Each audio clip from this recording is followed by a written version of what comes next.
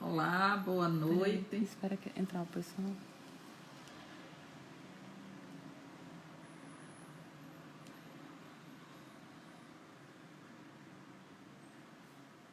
Olá, boa noite. Eu já quero iniciar agradecendo a todas as pessoas que estão entrando, que vão acompanhar essa live, né? Nós vamos agora fazer o convite à doutora Vane Cleide Leite, para que ela possa entrar. Tenho certeza que hoje nós vamos ter uma noite de uma conversa muito produtiva, muito agradável, como é nossa convidada. Alguém que encanta pelas palavras. A gente está aqui, já estou fazendo o convite para que ela possa entrar. E aí já agradecendo a Danilo, a Ima, que está aqui conosco, doutora Vane Cleide está entrando. Fico bem. Coisa Obrigada, boa, minha Vane amiga. Cleide. Fico muito Boa noite. feliz de que hoje eu possa estar conversando com alguém. Eu digo assim, Vane Cleide, doutora Vane Cleide é uma médica que quando me foi recomendada, né, pela professora Lenilma, pela minha cunhada Joeta, dizia, você vai se encantar por doutora Vane Cleide. E Oh, eu quebrando aqui todas as formalidades, porque eu lhe considero uma amiga, né? sim. Você é alguém que encanta pelas palavras, como eu dizia antes de você entrar. Doutora Vane Cleide dispensa apresentação, gente. Mas mesmo assim eu vou dizer algumas palavras. Ela é médica, ginecologista e obstetra, tem várias especializações na área de psicologia, de psiquiatria, na área de gravidez de alto risco. A primeira vez que eu a vi, eu disse, eu sou professora e eu sei quando outra pessoa é professora. Ela ensinou, né, na Faculdade de Ciências Médicas, é professora também, mas é alguém que a gente de cara já reconhece que adora passar conhecimento. Ela é mãe, feminista, né, tem uma coluna importante numa emissora de TV, né, que essa coluna traz muita coisa boa para muita gente. Então, é a convidada hoje nossa, essa pessoa maravilhosa, e se ela me permite dizer, minha amiga, alguém Sim. que quando a gente está bem assim, a gente recorre, sabe sempre que vai ter ali aquele apoio, aquele amparo. Doutora Vane Cleide é alguém que eu admiro muito. Então, minha Obrigada, querida, Cida. muito obrigada por você hoje estar aqui comigo. Eu fico muito, muito feliz mesmo, porque eu tenho certeza que a nossa conversa hoje vai ser um papo descontraído, vai ser uma conversa sobre as mulheres, saúde da mulher, mas nós vamos entrar na discussão da violência doméstica, porque eu presido uma CPI do feminicídio. Nós vamos adentrar na questão da pessoa com deficiência, Sim. né? Nós vamos discutir um pouco a sua relação, né, com esse ambiente da saúde das mulheres. Então, eu vou começar aqui hoje dizendo que as mulheres estão na linha de frente no enfrentamento ao Covid, né? Médicas, enfermeiras, terapeutas, somos maioria nesse processo. E essas mulheres são verdadeiras guerreiras. Todos se afastam do convívio familiar para poder cuidar de outros. São mulheres que têm a morte acaba rondando, porque o fato de estar na área da saúde ou estar na área da assistência como um todo, como assistentes sociais também, enfrentando esse Covid, não significa que não tenha medo e que a morte também não ronde. Eu gostaria que a gente pudesse iniciar a nossa conversa, você falando um pouco da sua experiência nessa pandemia, principalmente frente a essas profissionais que se dedicam tanto e são tão pouco reconhecidas, essas mulheres que demonstram que, embora a gente seja a maioria da população, esteja em todos os ambientes da vida em sociedade, ainda temos tão poucos direitos, né? A Constituição diz que todos somos iguais perante a lei, mas a mulher tem que diariamente reafirmar e precisa se impor para dizer que esse direito é um direito e que precisa ser conquistado. Como é que você analisa tudo isso? Bacana, Cida. Boa noite para você, boa noite para toda a sua audiência. Eu já mandei aqui alguns aviãozinhos para o meu público também, dizer que nós estamos ao vivo. É um prazer muito grande estar aqui com você, muita gratidão pelo convite. Estar conversando com você para mim é uma honra. Você é uma amiga, tá? Uma pessoa que eu tenho assim aprendido muito com o seu exemplo, com a sua forma de lidar com todo o processo, inclusive com o processo da deficiência. Você sabe que eu tenho uma filha também em uma condição especial, né? Porque, de fato, a pessoa com deficiência é uma pessoa que faz tudo de um jeito muito especial, por conta diferente de quem de quem tem as condições mais favoráveis, eu digo assim, né?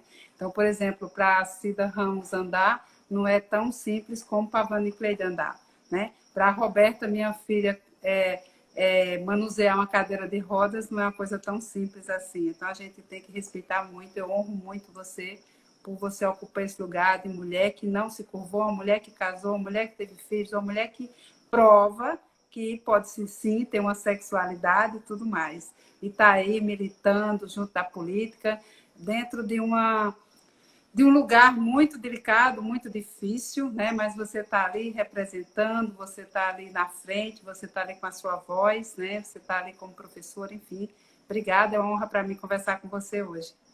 E aí, Cida, olha, essa pandemia tem trazido para a gente muitos ensinamentos, né? Tem trazido para a gente muita coisa importante, muita coisa boa, muitas reflexões, muitas dificuldades também, né? E analisando aí essa questão da mulher na linha de frente da Covid, e a mulher na linha de frente da vida, como sempre, né? Nós mulheres, a gente sempre está na linha de frente da casa, a gente está na linha de frente da feira, do trabalho, a gente está na linha de frente dos filhos, a gente é quem tem a linha de frente de tudo mesmo, e é isso, e pronto. E por conta disso a gente tem pago um preço muito alto, né? Quando eu escrevi o meu livro Ser Plena, eu escrevi exatamente olhando para essa mulher que, de fato, ela tem tido tantos papéis e ela tem um papel que é o papel de ser mulher, que ela muitas vezes tem se esquecido de assumir esse papel. E esse papel de mulher é um papel muito difícil de ser exercido, porque a gente se ocupa com tantas outras coisas, né? E aí, bom, trazendo para esse momento que a gente está vivendo, né? Como é que eu vejo essa luta, essa mulher? Eu tenho visto que existem muitos cenários, né? Existe o cenário da mulher que ficou em casa, cuidando dos filhos, que não tem a escola para eles, ela teve que ficar, ensinando tarefa, fazendo coisa que muitas vezes ela não estava acostumada a fazer. Isso foi mais uma carga. Vamos somando, porque a carga é grande, né? Então, ela passou a ser mãe de um outro lugar, porque antes ela era uma mãe, mas ela tinha o apoio da escola, da creche, sei lá, mas na pandemia a gente está vendo que isso teve essa carga para a mulher. Essa mulher que continuou trabalhando, muitas mulheres, como, por exemplo, as mulheres que precisam sair de casa todo dia, porque é a faxineira, é a doméstica, é a médica, é a técnica de enfermagem, é a jornalista, enfim, são serviços essenciais que não pararam de existir e precisa continuar sendo feito. E é a mulher que está ali também nesse lugar de fazer sempre, né? A mulher, ela de fato, mas tem uma coisa super bacana. Deus protege que a mulher, apesar de a mulher pegar o Covid, ela morre menos que o homem, né? É incrível, esse trabalho já está sendo feito, né? Eu estava lendo um trabalho semana passada sobre a questão hormonal e a Covid, né? Então, o coronavírus parece que o sistema imunológico... Olha que coisa paradoxal, Cida. Coisa impressionante. Olha só, a gente tem na nossa mente de mulher que nós mulheres, eu falei isso a vida inteira, que nós mulheres nós temos a imunidade mais baixa quando comparada ao homem. Né? Porque o homem tem uma instabilidade hormonal da testosterona, não sei o quê, então ele pega menos doença, nós mulheres somos mais susceptíveis. Tá? Eu defendia muito isso. E é real. Nós mulheres, a gente tem os ciclos menstruais, tem a questão da menopausa, tem essas fases que a gente acaba ficando com muita instabilidade e aí a gente fica mais vulnerável a ter doenças e tal. Muito bem, é verdade também. Porém, no que diz respeito à Covid, olha o que é que acontece. A mulher, ela até pode pegar a Covid, mas ela não vai para a forma grave na mesma proporção que os homens vão. E aí, o que é que está sendo levantado? Tem um trabalho do Reino Unido, que lá, né, a pesquisa da Covid está sendo muito avançada, eles têm percebido que a mulher, ela tem uma proteção, né? E aí tem um fundamento também nisso, a mulher tem uma proteção hormonal, uma proteção pulmonar, que quando ela é infectada pela Covid, a forma grave da doença, ela fica livre. Aí, olha que coisa curiosa. A gente sabe que a bebê, no ventre materno, né, o feto, quando é uma menina, se ela nascer prematura, ela tem muito mais chance de sobreviver do que o menino. Por quê? Porque os hormônios femininos vai lá no pulmãozinho dessa menina, dessa bebezinha, dessa recém-nascida prematura, e o protege de infecções graves, de pneumonias e tudo mais. E o menino, nossa, quando nasce um prematuro, a gente bota a mão na cabeça. Quando uma mulher rompe a bolsa, a pediatra faz, é menino ou menina? Porque a pediatra sabe que se for menino, meu Deus, a chance é pequena. E se é menina, a menina ela tem essa capacidade maior. Aí a gente sabe que isso também tem outras questões, perpetuação da espécie, né, e tal. Né? Precisa de muitas mulheres no mundo para a espécie ser perpetuada. Basta só um macho, né? Basta só um touro né? Basta só um galo no terreiro, como a gente dizia no interior. Então, assim, não precisa de muitos homens, não precisa de muitas mulheres. Então, a natureza tem preservado isso. Então, são essas informações que eu tenho visto, assim, que essa pandemia, ela tem ensinado a nós, mulheres, esses aspectos do quanto nós somos fortes, o quanto nós somos potentes, o quanto nós somos capazes. Isso é uma coisa assim, muito forte para mim, cada vez mais forte, vendo isso. E também vendo que a mulher tem conseguido se reinventar de diversas maneiras. Eu tiro por mim, né? Eu me reinventei muito nessa pandemia e continuo me reinventando. Então, assim, é isso. Mas estou à sua disposição para a gente debater mais. É verdade. E mais um dado que chama a atenção, que foi registrado pela Organização Mundial de Saúde, pela própria ONU, Vani Cleide, que nos preocupa muito, é que nesse período de pandemia, as mulheres que já viviam ou que já vivem uma situação de isolamento, uma situação de violência doméstica, ela Sim. se agravou no mundo inteiro. Né? Na França, 32%, nos Estados Unidos, na Itália, 26%. Tem dados que comprovam, né, esse aumento. E aqui no Brasil também aumentou muito a violência doméstica Sim. e os casos de feminicídio. Nós temos dados de março até maio, na verdade são dados do trimestre, 14 mulheres foram assassinadas, né? Sofreram, né? Nem assassinadas, sofreram processos de feminicídio aqui na Paraíba. Então, isso ocorre muito porque a vítima ela fica muito desprotegida. Né? A permanência dela com o agressor passa a ser num período muito grande, cotidiano. Né? O uso do álcool é comprovado também, que começa principalmente a partir da quinta-feira e vai se avolumando no final de semana. E esses dados demonstram essa violência muito grande, né? De mulheres que estão sendo agredidas e que, em função do isolamento, elas ficam sem poder recorrer a um familiar, a uma amiga, né? Alguém no condomínio. A gente tem lutado muito para que toda a rede de proteção a essas mulheres, desde a luta para que as medidas protetivas elas tenham sejam feitas automaticamente, renovadas, sem precisar ir de novo na justiça, procurar a justiça. Nós temos lutado para a Patrulha Maria da Penha funcionar, então a gente tem feito um trabalho muito forte nesse sentido. Mas a Eu tenho violência acompanhado. doméstica é muito presente. Eu sei que você Isso. trata muito disso, já fez outras lives sobre esse tema. Como é que você analisa esse processo de violência tão forte que eu considero uma barbarização nas relações humanas? Na verdade, Cida, evidenciando aquilo que já é previsto também, né? A gente sabe que a mulher, ela tem a proporção que ela começou a sair de casa para trabalhar, isso deu para ela uma certa autoridade e autonomia no sentido dela se livrar mais dessas questões,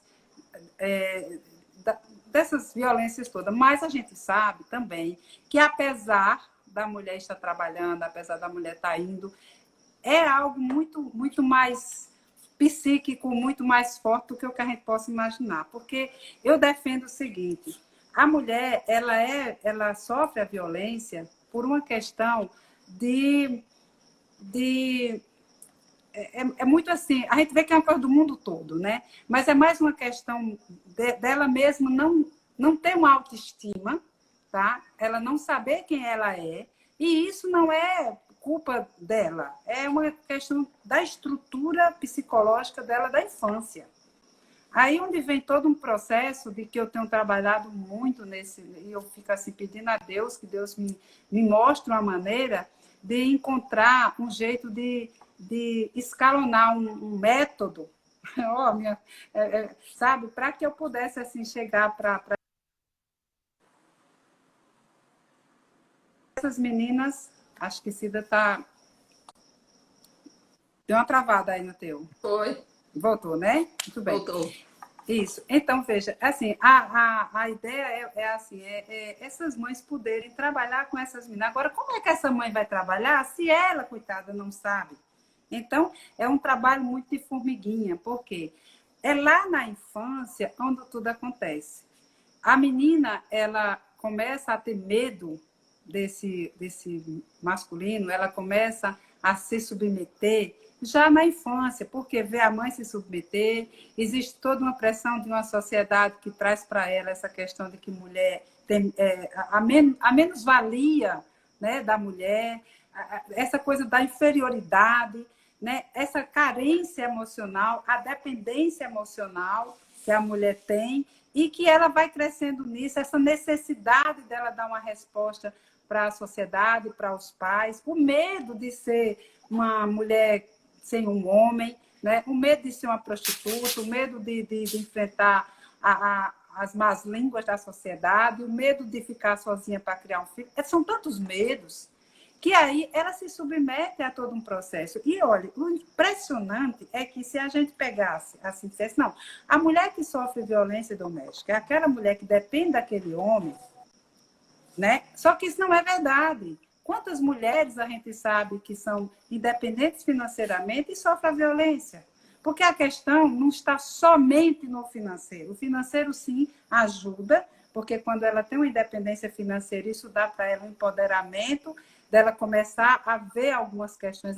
É como se ela começasse a olhar fora da caverna, né? Ela começa a ver que existem possibilidades, mas muitas vezes esse poder aquisitivo dessa mulher pode ser exatamente a causa da violência, porque aí esse homem vai querer escravizá-la para poder ter ela sob o controle dele. Quantas mulheres a gente conhece que trabalha e não tem nem direito de ter o dinheiro dela na mão dela, porque tem aquele homem... Claro, parece até que a gente está pintando os homens de monstros, né? Existem homens maravilhosos, mas a gente está falando dos agressores, né? Está falando aqui dos homens que não respeitam as mulheres, os homens que agridem, os homens que batem, os homens que matam. É desses homens que a gente está falando. E essa mulher, ela fica refém. Oi.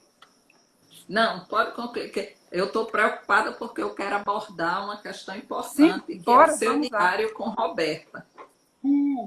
Seu diário com Roberta. Pois é, o meu diário com Roberta.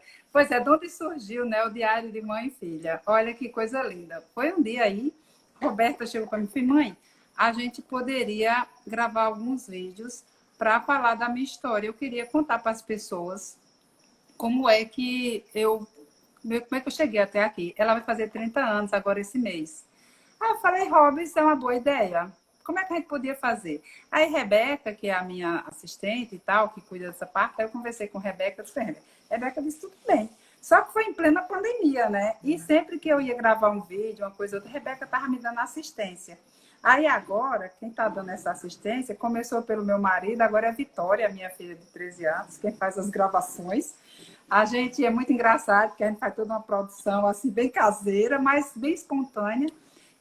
E Roberta, ela está falando exatamente é um lugar que ela se encontrou para ela poder expressar e dizer assim, olha, gente, eu estou aqui, eu tenho paralisia cerebral, eu sou cadeirante, mas eu consigo ter uma relação com as pessoas, eu consigo ter uma relação com minha mãe, né? Apesar da nossa história ter sido muito difícil, né? Porque Roberta a gente sofreu um abandono conjunto, né? Nós tivemos uma violência lá atrás, ela tinha 9 meses, quando a gente ficou sozinha. E esse diário, assim, eu fiquei muito... É muito simbólico, porque se tem uma visão até estética, preconceituosa, de que a pessoa com deficiência, em especial a mulher com deficiência, ela é um ser humano, primeiro, assexuado, é um ser humano que precisa o tempo inteiro ter alguém que direcione,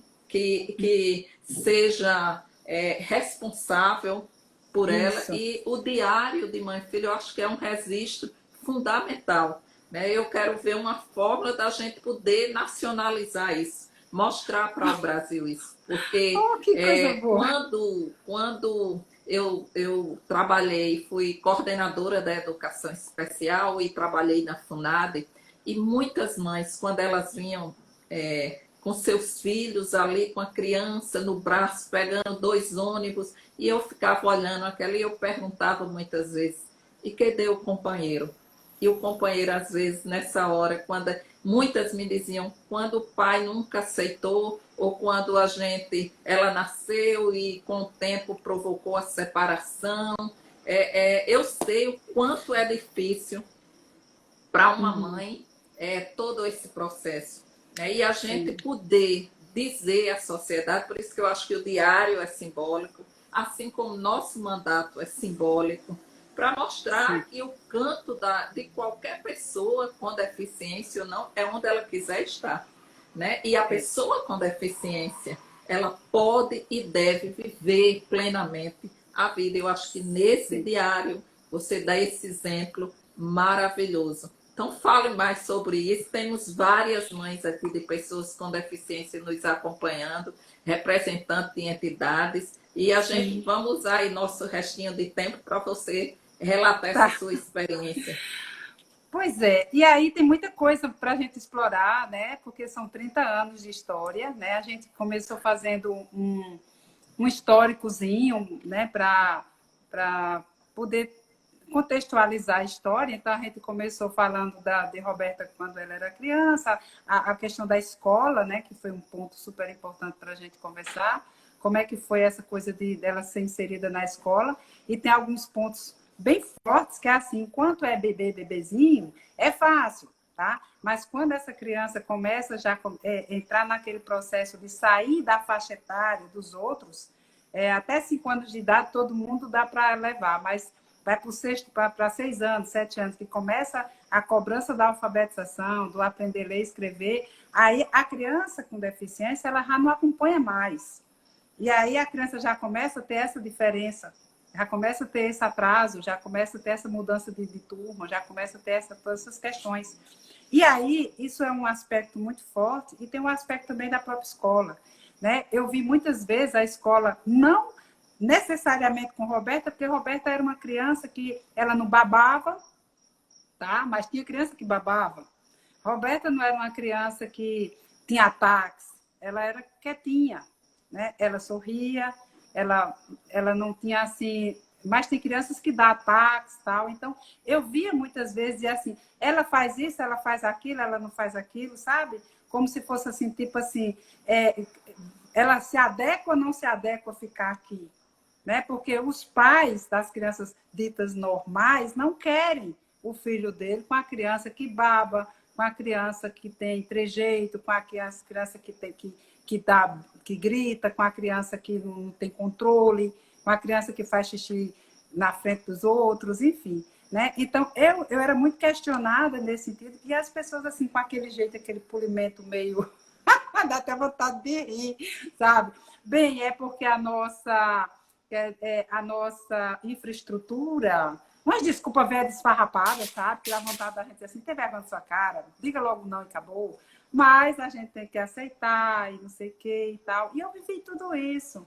E é muito difícil, porque dá uma angústia, uma solidão muito grande, né?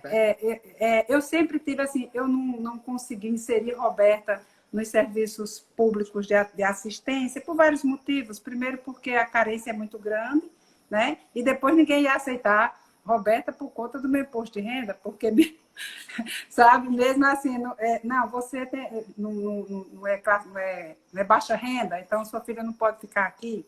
Para inserir ela na FUNAD, para socializá-la, para ela poder ficar na dança, foi uma luta também. Foi uma luta, porque eu digo, gente, ela precisa conhecer outras pessoas, ela precisa entrar em contato com outras pessoas que têm deficiência, porque ela precisa conhecer o outro mundo. E aí, através de uma professora de dança, com muita habilidade, ela se inseriu na FUNAD e ainda assim, com aquela coisa tipo, ela não é baixa renda. Ainda tem que aguentar isso, entendeu? Ela não é baixa renda. Gente, ela é uma criança que precisa estar aqui. Só isso. Mas a gente tem todos esses contextos dentro dos processos. Porque, assim, na instituição pública, não tem lugar para você que não é baixa renda, mas também nos outros lugares você também fica muito só, porque os outros lugares é cada um na sua. Então, é uma experiência muito delicada. E é importante dizer que a Roberta, ela é partícipe, ela relata a sua própria história. Né? Não é você que dá voz, ela mostra que ela tem voz e que ela quer que essa voz ela ecoe, né? Ela possa aí ser talvez representativa, mas ela ser forte o suficiente para que outras vozes possam também falar, também ecoar. Né? Eu digo que Interessante que o de sábado passado, né, a gente gravou falando um pouco da intimidade dela, ela falou um pouco sobre a vida dela dos namoros e tal, né? E o que vem do sábado que vem, eu vou dar só um spoilerzinho, ela fala dos mitos sobre a sexualidade da pessoa com deficiência. E ela fala assim, sabe, bem autêntica mesmo. Eu digo, caramba, olha só, eu fico bem orgulhosa dela, né? Porque eu vejo que ela assim, ela tem essa voz de falar, ela pensa e ela sente, né? E interessante, Cida, que eu nunca, assim, procurei poupar a Roberta das coisas. Deixa eu me explicar. Eu sempre trouxe a realidade para a Roberta, sabe? Assim, eu estava ali defendendo ela sabia que eu estava na defesa dela, mas ela sempre soube de tudo que acontecia. Então, assim, ela soube das histórias do pai, das histórias da família do pai, das rejeições, ela sabe do que acontecia na escola, ela sabe. Claro que eu sempre trazia para ela, dentro do entendimento, era como se fosse assim, a dor eu sentia, a dor é comigo, eu levava a pancada, mas eu trazia para ela, sem dor, a realidade, para que ela não ficasse resiliente. Para que ela pudesse... resiliência dela vem daí. Ela sempre soube de tudo, ela sempre esteve informada de tudo, né? E teve um momento na vida de Roberta, tem muitas coisas para a gente contar ainda nesse diário, né? São 30 anos de história, mas teve um momento na vida dela, porque depois que o pai dela deixou a gente, eu tinha 25 anos só, aí eu me casei com Walter, e Walter foi assim um pai para ela, foi o pai que ela conheceu, assim, é o padrinho dela, é uma pessoa que ela quer muito bem. Mas esse relacionamento durou 13 anos e a gente preferiu nos separar, sermos amigos e tal. Só que na separação com Walter, Roberta, ela sentiu muito. Né? Ela sentiu mais do que o filho, do que Walter Júnior. E é muito interessante eu conversar com ela sobre isso, e ela, assim, para ela não ficar ressentida comigo, e ela compreender que ela estava perdendo, né, mais uma pessoa que ela amava, estava se distanciando dessa pessoa, mas ela compreendia também a necessidade disso acontecer. Então, assim, um amadurecimento muito interessante. E ela tinha 15 anos na época. Então, assim, é É muita muito história. bonito. As pessoas estão aí só mandando mensagem, quero assistir, quero assistir. Você diga Pois logo é. aí como é que faz isso, e eu estou aqui com um projeto que depois eu vou discutir com você para a gente dar Ai, coisa boa. maior visibilidade para que as pessoas possam ter conhecimento. Acho que ter esse diário físico seria também bem interessante. Né? Eu aqui pela comissão da pessoa com deficiência da Assembleia, seria um prazer imenso a gente poder trabalhar um pouco isso. Vamos ver se a gente Ah, faz isso, Ana Cleide. sim, Esse, gostaria. Para mim é uma honra. Porque, assim, o que eu percebo é que é muito importante, olha só coisa séria. Eu me lembro que, logo assim, Roberta tinha talvez 8, 9 anos, tal. Uma vez eu levei Roberta para o shopping, e eu estava com Roberta no shopping e tal. Aí chegou uma mulher assim, né? Olhou para a Roberta, ela estava no carrinho, né? Assim, uma cadeira de criança ainda, né? Aí ela faz, ai, tão linda, a bichinha. Roberto olhou para a mulher e fez, quem é coitadinha aqui, minha senhora? Vai cuidar da sua vida. Minha filha, pelo amor de Deus. Ela assim, mamãe, pelo amor de Deus, ninguém é para ter pena de mim, não.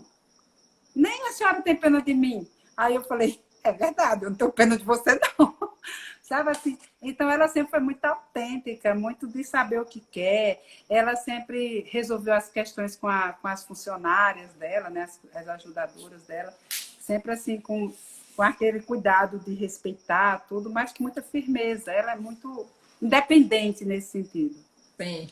E o importante no diário, eu acho que a gente falar um pouco dessas experiências, tem um movimento, uma das coisas positivas do nosso mandato é que a gente está conseguindo uma articulação muito forte nesse segmento para ampliar direitos, né? Agora mesmo na pandemia, as pessoas com deficiência auditivas, os surdos, né? Nós reunimos o segmento e a gente ouviu relatos que até a mim surpreendeu muito, de pessoas surdas que iam numa farmácia, num supermercado, numa loja e não conseguiam se comunicar, né? Nem a linguagem de Libras, nem conseguia ler os lábios em função das máscaras. Então, houve todo um movimento, uma Sim. lei para que as máscaras fossem acessíveis.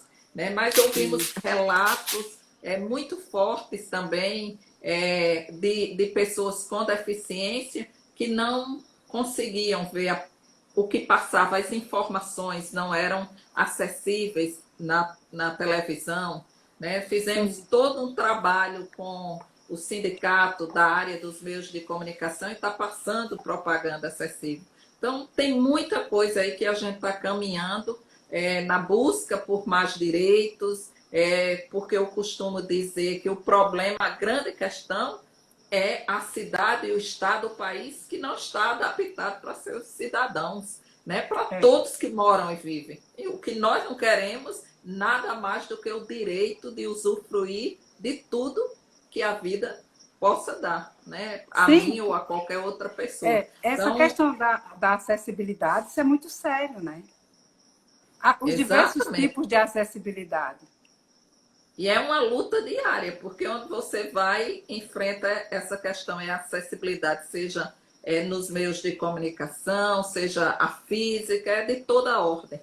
Né? E nesse processo a gente está podendo presenciar o fortalecimento também de uma rede, que inclui Ministério Público, Tribunal de Justiça, as entidades, o Poder Legislativo, o Executivo, uma frente forte e ampla, como nós temos a frente de mulheres, né? Tem uma rede muito forte, a gente está estruturando essa rede no que diz respeito à pessoa com deficiência. Sim. E nesse processo está se criando também um movimento forte, que é o movimento de mulheres com deficiência, que está sendo estruturado na Paraíba inteira.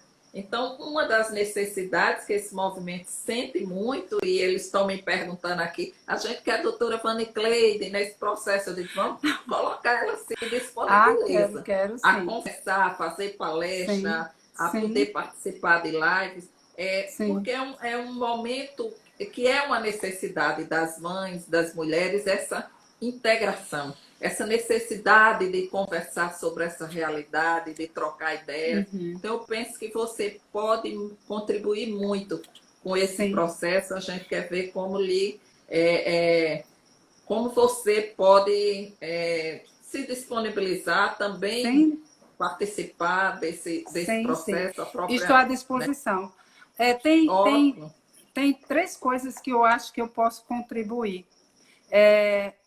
Uma primeira coisa, eu posso contribuir em conversar, conversar, sei lá, esclarecer sobre as questões da sexualidade.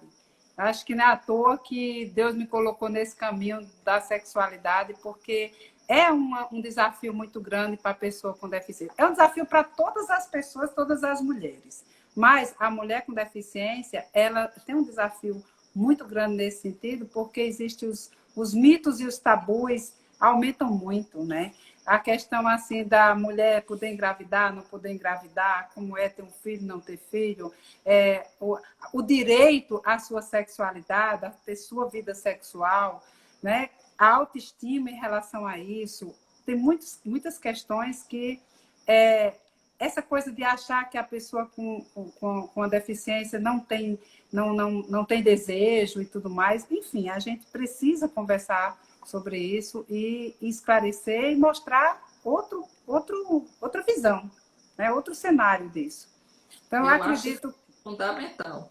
É muito importante, né, para desmistificar. Eu tenho uma amiga que ela tem uma filha com síndrome de Down e ela me dizia sempre, eu sempre mostro os meninos que têm síndrome de Down porque ela tem que namorar com uma pessoa que seja Down também. E a menina sempre diz, eu não vou namorar com outro Down. Eu não quero, eu detesto.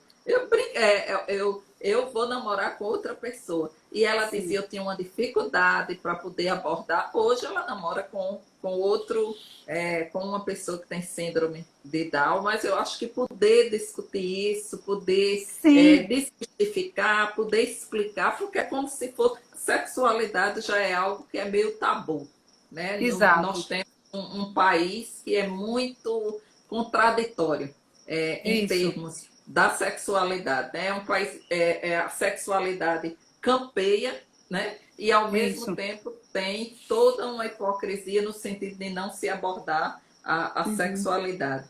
Então, da pessoa com deficiência ainda mais, porque tem uma mácula, é como se isso não fosse algo que estivesse presente no dia a dia da pessoa com deficiência, né? Então, acho que é uma boa contribuição, é importante a gente falar sobre isso. Eu gostaria agora... Pode falar. Não, pode falar. Tem um aspecto, só complementando o que você está falando, tem um aspecto da sexualidade da pessoa com deficiência e tem um aspecto das pessoas no entorno da pessoa com deficiência, tem pai, mãe, irmão, não sei o quê. Então, e até os amigos, né? Então, assim, o complexo da sexualidade da pessoa com deficiência não é só ela em si, mas também o que essa mãe quer, o que a irmã quer, não pode, isso e aquilo. Lá. Tem também toda uma questão de medos, de abusos e tal. Então, é uma discussão muito complexa. Mas pode continuar. Perdão, mas a gente vai enfrentá-la e nós vamos ampliar esse debate. Eu queria que você falasse um pouco agora da sua experiência nessa coluna que você tem na emissora, como poder falar para tanta gente. Né? Eu vejo sempre, eu acompanho muito e vejo como você é demandada, como as pessoas sentem necessidades de informação qualificada, como elas ainda também enfrentam com tanta dificuldade a sexualidade, para além de ser com deficiência ou não, mas como esse ainda é um debate tão difícil, você faz com uma naturalidade imensa na televisão, né? Logo cedo da manhã, é algo que chama a atenção, é admirável. Fala um Pois pouco é, dessa. Cida. Pois é, olha só, há 7 anos atrás, 2013, né? Tatiana Ramos, que é uma querida, ela pede para a secretária dela me telefonar e a menina fala assim: doutora, olha, Tatiana Ramos pediu para eu ligar para a senhora, ela quer que a senhora venha aqui. Aí eu, tá, vou lá, né? Tati me chamou, nunca imaginei na minha vida que fosse uma proposta dessa, né? Aí ela falou: não, Vana, a gente quer um trabalho assim, beleza.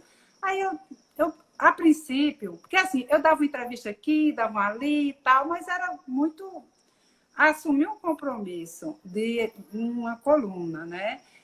Todas as sextas-feiras, de manhã cedo, né? Que é interessante que no início o jornal era pequeno, depois foi ampliando, hoje são 2 horas, então hoje eu já tenho 2 entradas no programa, e isso foi uma coisa que foi sendo construído. Veja só, Cida, eu, eu me sinto assim. Quando eu fui para lá, eu orei e disse: meu Deus, se o Senhor quer que eu vá fazer um trabalho com as pessoas, então tire de mim a vaidade e tire de mim qualquer coisa que possa me trazer benefícios outros. Eu quero apenas servir. Então, eu fiquei ali para servir. É um trabalho gratuito, a gente não recebe, eu não sou contratada da TV Cabo Branco, porque isso, todos os colunistas são voluntários, você sabe disso, né? As pessoas se voluntarizam para isso. E eu criei um amor enorme por esse trabalho, porque quando eu me coloquei assim para servir e falei assim com Deus: olha, se tiver que ser mesmo, o Senhor me dê toda a energia, toda a força e toda a aceitação das pessoas. E se não for, que eu faça o primeiro e não faça mais nenhum. E assim a gente já está há 7 anos nesse movimento, né? Aí, veja, de fato, eu acredito que está dando certo e vai continuar dando certo, porque dentro de mim tem essa disponibilidade de verdade de ajudar, sabe? Eu estou ali mesmo para ajudar. Se eu não souber, eu digo: eu não sei. Eu não preciso ser a sabe tudo, não. Mas eu quero mesmo dar para essa pessoa que não tem acesso, que manda aquela pergunta porque quer uma luz, quer um esclarecimento, eu quero dar para ela a resposta mais assertiva possível, que de fato a ajude. E aí eu falo na linguagem da pessoa, eu falo na linguagem dela, né? Que ela possa receber aquela informação. E aí, interessante que chegou um momento que, isso foi o ano passado, que as perguntas eram tantas, eram 50, 60 perguntas, que não dava tempo responder. Aí foi quando eu criei o Plantão de Dúvidas, que é uma live, que eu comecei essa live do Plantão de Dúvidas o ano passado, em agosto do ano passado. Aí a gente começou na terça-feira o Plantão de Dúvidas, e aí as pessoas começaram a mandar as perguntas. Aí a gente na live fica mais fácil de ter mais tempo, eu explico mais, porque lá no programa a gente tem aquele tempo limitado, né, de TV. As perguntas nem sempre... As pessoas mandavam assim para o meu Instagram: doutora, eu mandei minha pergunta, a senhora não respondeu, né? Aí a gente está conseguindo fazer. Aí eu sei que agora está sendo muito bom. Também o tempo do programa aumentou. E assim, né? A Denise, ela é uma fofa mesmo, ela interage muito, é muito bom. É um trabalho que eu me sinto muito feliz, porque tem essa coisa da entrega. Eu acho que é isso, é a entrega mesmo. E te digo, viu, amiga, vaidade, sinceramente, eu não.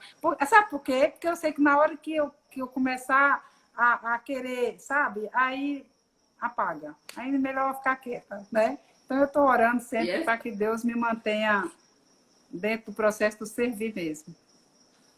Mas com certeza você é assim, então não tem como alterar. Vani Clay, eu observo que há um aumento muito forte. Você, como tem também pós-graduação em psiquiatria, em psicologia, que esse isolamento, que é algo que, além de você passar ter uma convivência que é permanente, 24 horas ali, da mulher com os filhos, com o marido, né? Você o tempo inteiro vendo informação referente ao vírus, né? Você vê caixões, você vê o número de mortos, você vê depoimentos, um quadro bastante perturbador, né? E é tenso também. Você tem muito. sentido o aumento de problemas, eu diria assim, mentais, né, Sim. referentes a essa pandemia, como, do ponto de vista da saúde mental, isso Sim. tem se apresentado você como médica? Ah, sim, Cida. Olha, tem 3 situações que eu tenho percebido nesses últimos 3 meses, né? Então, a ansiedade, ela já era um fator muito forte, a gente já percebia as pessoas muito ansiosas, correndo muito, né? Essa ansiedade, ela traz repercussões físicas. A pessoa com ansiedade, ela acaba somatizando no físico. Então, essa ansiedade eu tenho percebido muito mais intensa. Então, essa ansiedade tem trazido muito mais quadros de insônia, dificuldade de dormir. Então, as pessoas pedindo demais remédio para dormir. Muita gente, eu não consigo dormir. Queda de cabelo. Nossa, nunca vi tantas mulheres com queda de cabelo. Cabelo assim, cai na Inclusive, eu reclamação. tive queda de cabelo. Sim, a verdade, você também. Eu lembro, tu me falou, né? A gente se falou pelo telefone. Então, queda de cabelo e também irregularidade menstrual. Nossa, a quantidade de mulheres que eu tenho atendido com menstruações exageradas, fluxo muito aumentado, tudo por conta desencadeado pela ansiedade, né?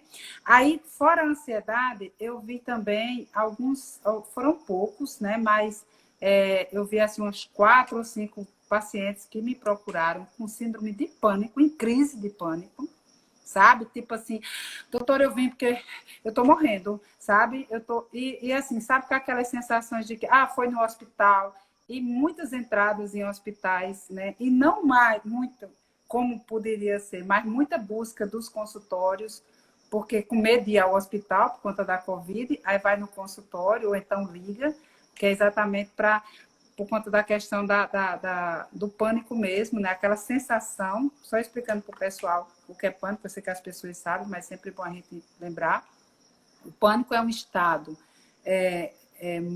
muito exacerbado do processo de ansiedade, onde a pessoa ela tem sintomas físicos, né, que vai morrer. Então, ela sente palpitação, ela sente o coração acelerado, ela sente uma dor de cabeça que ela acha que está tendo um AVC, ela começa a ter sudorese profusa, né, ela começa a ter taquicardia, mão gelada, pé gelado, e são sintomas assim agudos mesmo, aquele grau de ansiedade, muitas vezes choro, né?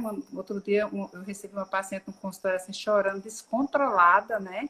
Dizendo que ia morrer, que ia perder os filhos todos, meu Deus do céu. E você vê que é o quê? Pânico. Pânico da situação, né? Muitas perdas de emprego também, né? Então a perda de emprego trouxe também assim o medo de eu sei que eu não vou ser recontratada, e isso também. E eu perceba, tudo as mulheres, né? Sempre E as a mulheres. questão dos distúrbios alimentares também, né? Ah, sim, a compulsão alimentar, né? Comendo demais, né? E bebendo. Bebida, amiga. É, Bebida. Bebida. é Bebida. verdade. Olha, Eu, eu tive uma paciente que ela marcou a consulta online comigo e eu liguei e tal, chegou o horário dela e nada, aí eu, meu Deus, que houve, né? Aí depois ela ligou para mim, doutora, eu tava bêbada. Eu bebi na hora do almoço. E fiquei bêbada. Ela disse, olha, eu comecei a beber, e como agora eu estou tão acostumada, toda hora do almoço eu beber 3 latas de cerveja, às vezes eu bebo 4, 5, entendeu? Olha aí. estão colocando aqui o humor também, que está oscilando muito, né? Isso, O humor. isso. E Humor. é como você disse, é uma reinvenção, porque convivência já é algo difícil, né? Mesmo a gente fazendo uma escolha, de conviver, de construir história e memória com alguém, o dia a dia é algo Uhum. muito duro, né? Para que as pessoas convivam, porque nós somos muito diferentes. As pessoas, elas são Uhum. diferentes, né? Homens, mulheres, filhos, mães, poder, eu diria assim, gerir tudo isso numa convivência diária, num espaço que muitas vezes é a sala, o quarto, a cozinha, né? Por mais que você circule, mas é aquele espaço fechado, esse do Isso. isolamento, que você a necessidade de conviver com outras pessoas. O homem é um ser gregário. Quando eu digo um homem, é a humanidade. Né? Tem essa Uhum. necessidade da aproximação, do convívio com amigos, da saída, de você ir a um show, isso aí alivia as tensões, te coloca no outro patamar, noutra perspectiva. E quando isso não é possível, né, e junta mais uma realidade de doença, de morte, aí a De coisa perdas, fica muito complicada, né? O que é que fica. você teria para dizer às mulheres no dia de hoje? Como é que a gente tem que respirar, fazer É, o quê para poder segurar a onda? é. Olha só, o que você trouxe é muito importante porque retirar, né? Não é assim que a gente abriu mão, não foi uma escolha deixar de ir ao shopping, deixar de, não, isso foi uma coisa que foi imposta, não e pronto. Aí observe, existem pessoas que até lidam bem com isso, até porque tinha tantas outras coisas mas existem pessoas que não têm família. Né? Existem casas que tem várias pessoas dentro da casa, mas não é uma família. E aí, essas saídas eram exatamente a válvula de escape de cada um. Vai um filho para um canto, outro filho para o outro, o pai vai para outro canto, a mãe vai para outro lugar e tal, e todo mundo se organiza, e essa convivência era possível por causa disso, né? Porque existiam essas possibilidades. Quando essas possibilidades não existem mais, foi imposto essa reclusão, aí, de fato, existe toda essa descompensação. Então, é muito fácil a gente entender o processo dessa forma. Mas, o que é que a gente pode fazer? É uma realidade. Então, assim, lamentavelmente, a gente precisa reaprender agora, fazer tudo o que ainda não foi feito, que é estruturar a família e se estruturar por dentro, né? Tem um livro que eu gosto muito, que chama-se As 5 Linguagens do Amor. As 5 Linguagens do Amor é um livro que trata exatamente de você poder abrir o seu coração para amar, mas para amar incondicionalmente. Então, assim, é uma proposta que não é nada fácil, porque amar quem ama a gente é muito fácil, né? Você não precisa fazer força. Agora, você amar o diferente, você amar uma nova situação que está chegando, né? Porque a gente precisa amar esse nosso momento agora. A gente precisa abrir mão do que a gente teve, porque não existe mais, e começar a amar isso que a gente tem agora. E fazer desse momento que a gente está o melhor momento possível. Porque, graças a Deus, que a gente está vivo, que a gente não adoeceu, e vamos permanecer cada vez mais pedindo a Deus que a gente seja protegido e não adoeça. Se É caso verdade. aconteça, que a gente consiga sobreviver e que os nossos também sejam protegidos, né? Mas não se revoltar, pelo contrário, procurar amar, procurar ser o mais conectado consigo, né? Enfim, abrir-se mais para o novo e aceitar. Resiliência. Vani Cleide, nossa live passou tão rápido, Ai, todo meu mundo Deus, está é dizendo verdade. aqui, mas a gente vai programar outras. Ah, Nós vamos sim, estamos com apenas certeza. começando. Estamos Né? Eu apenas quero, começando. temos 5 minutos restantes, quero lhe agradecer muito a oportunidade. Você é uma pessoa, além de sensível, de excelente profissional, você é alguém que encanta. E eu quero, para concluir essa live, que você termine nos dizendo o que é necessário para ser uma mulher plena, empoderada. O que é necessário? Qual o caminho? Eita. Boa pergunta. Primeiro, eu vou te agradecer também, né? Agradecer você, agradecer toda a sua audiência, que um prazer grande estar aqui com você. E Para a gente ser uma mulher plena, é preciso que a gente, primeiro, a gente goste da gente. Né? A gente primeiro descubra quem sou eu. Né? Saiba quem é você. E comece a dizer, eu sou, eu sou, eu sou. Né? Então, eu sou, no meu caso, eu vou falar como é que eu me falo, como é que eu me defino. Né? Não, eu sou filha de Deus. Eu sou uma mulher, né? Que é muito importante ser mulher, assumir esse lugar de ser mulher. Eu sou mãe, eu sou uma profissional, eu sou uma pessoa do bem, eu sou... E aí eu começar a ver os meus valores, não ver meus defeitos, mas ver os meus valores. E poder pegar esses valores e também acrescentar aquilo que eu sou capaz, que é reforçar minhas crenças de capacidade. Então, eu sou capaz de fazer o bem, eu sou capaz de amar, eu sou capaz de criar um filho, eu sou capaz de fazer as coisas pelas pessoas, eu sou capaz, eu sou capaz, e você poder dizer o que você é capaz, e depois você agradecer pelo que você já tem. Né? A gratidão é o grande segredo de tudo. Então, ser grato por tudo. Né? Ser grato por a gente respirar, ser grato pelas coisas mais simples, até pelo passarinho que canta e faz uma melodia nos nossos ouvidos, a gente precisa ser grato. Né? Então, pelas mínimas coisas, ser grato. E eu acredito que se a gente reconhecer que a gente reconhecer as nossas capacidades e a gente ter gratidão no coração, isso a gente consegue ser pleno assim. Como você Então, gratidão, minha querida, a você, a todos que nos acompanharam nessa live, e ter certeza que, como diz o poeta, é tempo de divisas, de gente cortada, mas é tempo de resiliência, de esperançar no dizer de Paulo Freire e de construir coisas boas, porque eu acredito na humanidade e nós temos tudo para trilhar novos caminhos. Então, um beijo no seu coração, em todas as pessoas que nos acompanharam. E vamos para frente, que tem muita coisa que nos aguarda. Um beijo. Isso, um beijo. E daqui a pouco, 9 horas, eu estou aí com sexualidade e relacionamento, onde a gente vai estar falando sobre abuso sexual na infância. Quero vocês Que lá. bom. Viu? Ótimo. Você não para. É uma Não paro. Beijo, querida. Tchau, até já. Tchau.